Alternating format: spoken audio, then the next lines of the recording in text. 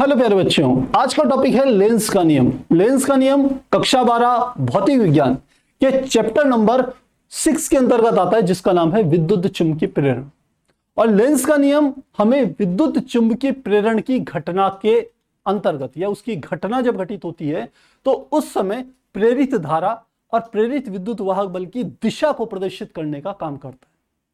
तो क्या लेंस का नियम किस प्रकार से प्रेरित धारा या प्रेरित विद्युत वाहक बल की दिशा को बताता है, इस चीज को हम समझते हैं लेंस के नियम से। तो चलिए स्टार्ट करते हैं। लेंस का नियम कहता है किसी वैद्युत परिपथ में जो धारा प्रवाहित होती है उसके कारण किसी कुंडली से बद्ध चुंबकीय फ्लक्स में जो परिवर्तन होगा, चुंबकीय फ्लक्स में जो परिवर्तन होगा उसके कारण एक प्रेरित विद्युत वाहक बल और प्रेरित धारा उत्पन्न होती है। ये बात किसने बताई थी? ये हमारे को फैराडे ने बताई थी। तो फैराडे ने कितनी बात कही थी ये बात समझाते हैं। हमने कहा ये कोई एक हमने वैद्युत परिपथ लिया, ये इसमें एक कुंडली ले ली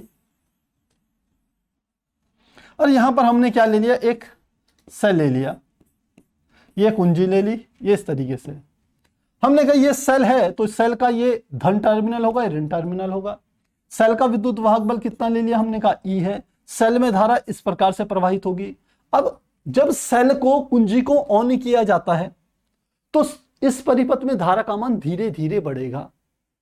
एक झटके से जीरो से लेकर के मान लो 1 एम्पियर की धारा टोटल बह सकती है, तो जीरो से एक झटके में नहीं होगा, जीरो से 1 जाने में थोड़ा समय लगेगा। धारा का मान धीरे धीरे परिपथ में बढ़ेगा। जब धारा का मान बढ़ेगा तो धारा के बहने से हम कह सकते हैं चालक तार के चारों तरफ चुंबकीय क्षेत्र उत्पन्न होता है। यह बात हमें किसने बताई थी? यह बात हमें बताई थी ओस्टर्ड ने। अब चुंबकीय क्षेत्र उत्पन्न होगा तो जैसे जैसे धारा में परिवर्तन होगा वैसे चुंबकीय क्षेत्र में परिवर्तन होगा। तो ये जो हमारे पास क्या है, एक कुंडली है, इस कुंडली से बद्ध चुंबकीय फ्लक्स में परिवर्तन होगा। तो जब चुंबकीय फ्लक्स में परिवर्तन होगा तो इसमें एक प्रेरित विद्युत वाहक बल और प्रेरित धारा उत्पन्न हो जाएगी। इतनी बात तक किसने बताई थी? हमें बताई थी फैराडे ने।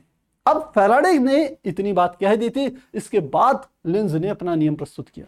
लेंज कहते हैं इस कुंडली के सिरों पर, इस कुंडली के हम कह सकते हैं सिरों पर जो प्रेरित विद्युत वाहक बल होगा उसकी दिशा इस प्रकार से होगी कि वह अपने उत्पन्न होने के कारण का विरोध करेगी।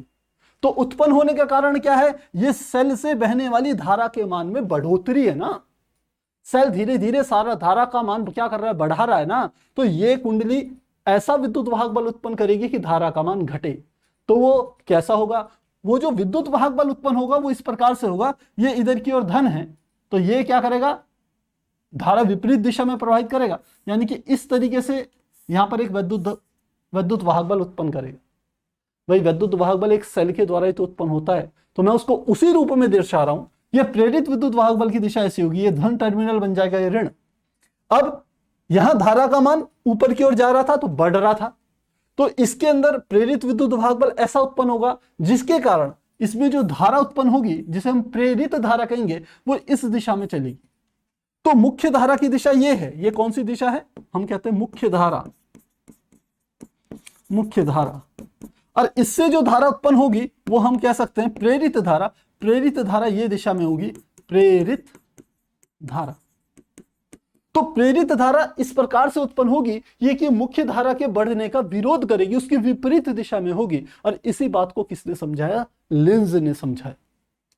तो लेंज का नियम ये कहता है किसी विद्युत परिपथ में किसी कुंडली से बद्ध चुंबकीय फ्लक्स के मान में जब परिवर्तन होता है जिसके कारण एक प्रेरित विद्युत वाहक बल, प्रेरित धारा उत्पन्न होती है, प्रेरित विद्युत वाहक बल और प्रेरित धारा की दिशा ऐसी होती है कि वो अपने उत्पन्न होने के कारण का विरोध करती है। इसी को हम कहते हैं लेंज का नियम, और इस प्रकार से हम इसको समझ सकते हैं। ये केवल डायरेक्शन बताती है, ध्यान न रखना। आप यदि फैराडे के नियम आपको ध्यान हो तो फैराडे का नियम कहता था प्रेरित विद्युत वाहक बल अनुक्रमानुपाती होता है फ्लक्स में परिवर्तन के delta phi upon delta T. Flux में परिवर्तन की दर के अनुक्रमानुपाती होता है। ये नियम किसने बताया था? ये बताया था फैराडे ने।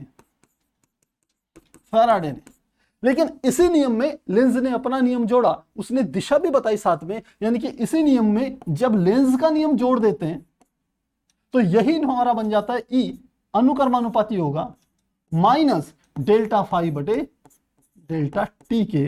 तो लेंज के नियम और फैराडे के नियम को जब ज्वाइंट करते हैं तब हम यहां पर माइनस का निशान ऐड कर देते हैं। यही बताता है प्रेरित विद्युत वाहक बल की दिशा इस प्रकार से होगी कि वह फ्लक्स में परिवर्तन की दर का विरोध करेगा, उसकी विपरीत दिशा में होगा। तो इस प्रकार से हम लेंज के नियम को प्यारे बच्चों समझ सकते हैं। बोर्ड एग्जाम में बहुत बार लेंज का नियम 1 नंबर से 2 नंबर के बीच में पूछा जाता है। दूसरी इंपॉर्टेंट बात, एमसीक्यू में लेंज के नियम पर आधारित बातें पूछी जाती है कि आखिर लेंज का नियम किस चीज को समझाता है। आपको 4 ऑप्शन दे देंगे, उसमें से सही ऑप्शन आपको बताना पड़ेगा। तो मुझे लगता है आज का टॉपिक अच्छे से समझ में आया होगा, कहीं पे कोई डाउट नहीं होंगे। तो मिलते हैं नेक्स्ट क्लास में एक नए टॉपिक के साथ, एक नए नियम के साथ। तब तक के लिए गुड बाय, टेक केयर।